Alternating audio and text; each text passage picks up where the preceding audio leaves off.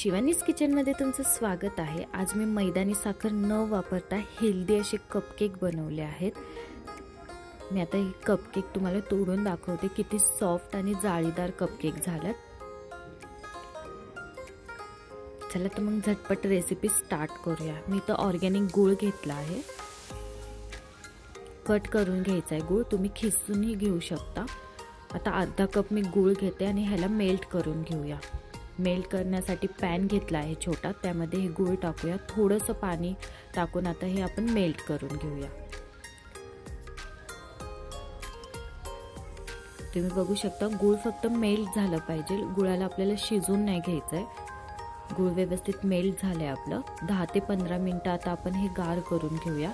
तोपर्यंत मी इथे 1 कप गव्हाचं पीठ घेतलं आहे, मिल्क पावडर घेतला आहे 1 चमचा, बेकिंग पावडर, बेकिंग सोडा, चिमूटभर मीठ घालते मी आणि मेल्ट केलेलं आपण हे गूळ त्यामध्ये ऍड करूया।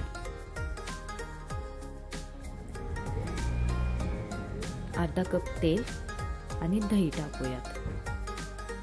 व्यवस्थित बॅटर मिक्स करून घेऊयात आपण।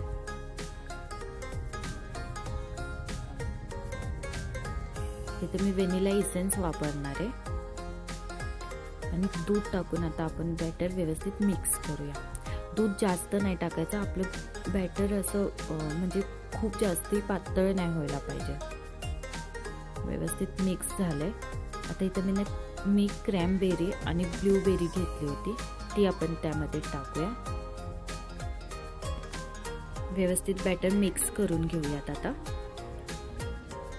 क्रॅनबेरी आणि ब्लूबेरी ऑप्शनल आहे, तुम्ही त्या जागी ड्रायफ्रूट सुद्धा टाकू शकता।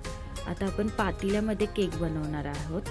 पातेले घेतले, त्यावर स्टँड आणि एक झाकणी ठेवली आहे। आता आपण हे पातेलं गरम करायला ठेवूया। इथं माझ्याकडे मोल्ड होते कपकेकचे, ते मी वापरणार आहे। तुम्ही वाटलंच तर घरात वाट्या असतात, त्यामध्ये पण हे बनवू शकता। आता बॅटर मोल्डमध्ये आपण टाकून घेऊया। लक्षात ठेवा बॅटर थोडंसं चिकट असतं, कारण ह्यामध्ये गूळ आणि गव्हाचं पीठ आहे। तर मी हे 2 चमच्यांनी टाकलं होतं ॲक्च्युली, कारण हे खूप चिकट होतं।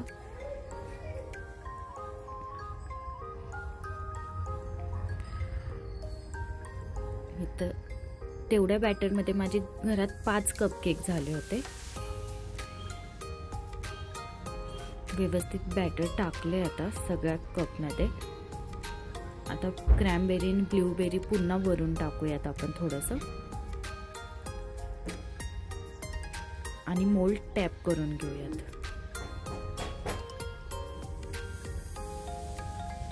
गरम करायला पातेलं ठेवलं होतं, त्यामध्ये आता हे कपकेक आपण ठेवून घेऊयात।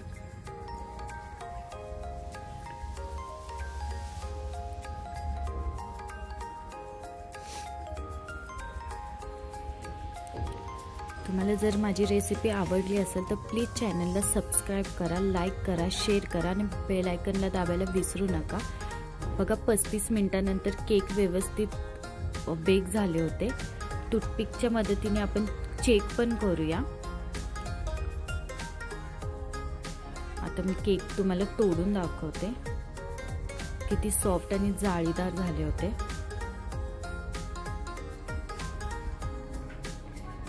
खायला पण खूप छान झाले होते आणि गुळाची टेस्ट पण खूप छान झाली होती। तुम्हाला जर ब्लूबेरी नसेल तुमच्याकडे तर तुम्ही ह्याच्या जागी ड्रायफ्रुट्स पण टाकू शकता। हा दुसरा केक पण मी तुम्हाला तोडून दाखवते।